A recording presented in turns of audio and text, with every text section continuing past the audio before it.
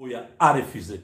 À la place, Luboya a même formé des militaires. Il a recyclé des militaires en Ituri. Il a pris ceux qui étaient dans la prison, tout ça, tous les jeunes, tous les militaires qui étaient dans les camps, il a remis à niveau avec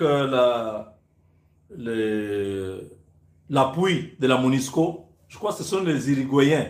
Ils ont formé des unités de choc, des commandos de réaction rapide, qui sont même partis dans les opérations à Walikale. Ce sont les hommes de Luboya qui ont stoppé les M23. Ce sont les hommes de Luboya.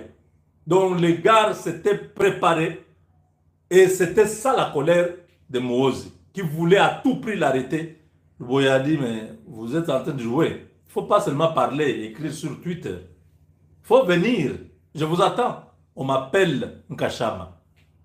Donc, aujourd'hui, mes chers compatriotes, chers amis, Monsieur le Président de la République, Luboya Nkashama a sauvé la République parce que le déclic de Kisangani, si Kisangani tombait parce que Luboya a lâché l'Ituri, ça allait encore créer une panique dans toute la République et ça pouvait faciliter aux agresseurs de croire maintenant qu'ils ont le couloir d'aller à Kisangani, à l'Équateur, ainsi de suite.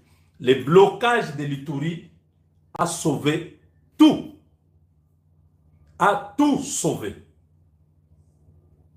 L'argent qui a été donné aux généraux dans le nord et sud Kivu, cet argent a circulé aussi pour l'Ituri. Et là-bas, l'homme a refusé.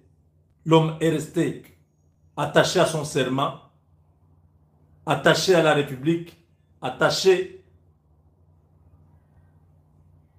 au FARDC. Et aujourd'hui, l'Ituri fait la fierté de la République. Tout ce que vous avez vu, les Thomas Lubanga, tout ça, c'était pour le fragiliser. Mais l'homme était intraitable. Il a envoyé ces hommes, ça ce sont des vrais guerriers. Ils ont frappé sérieusement. Lubanga a fui. Ces hommes ont fui. Aujourd'hui, le fils de Museveni, dans la honte, il dit, nous avons suspendu la prise de Kisangani.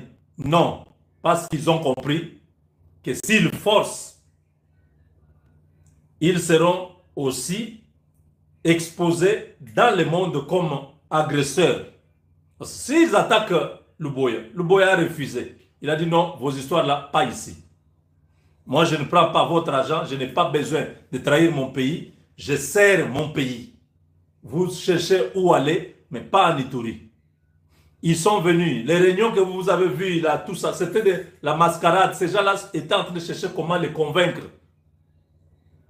C'est un militaire, il n'a pas voulu en parler, je crois. Peut-être comme il est parti à Kinshasa, c'est pour rencontrer le chef et lui en parler. Peut-être que le chef était déjà au courant.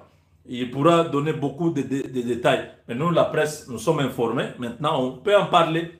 Donc, les frictions que nous avons vues, les menaces de l'Ouganda, c'était des menaces voilées parce que leur problème, c'était que l'homme soit changé, qu'on l'enlève là-bas pour qu'il puisse avoir le boulevard,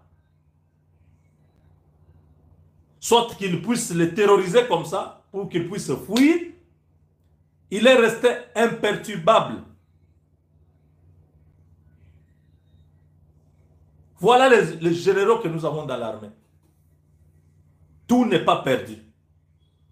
C'est des gens comme lui qu'on doit donner toute l'armée. On doit lui donner l'armée parce qu'il a un mental de fer. Aujourd'hui, notre armée souffre de leadership.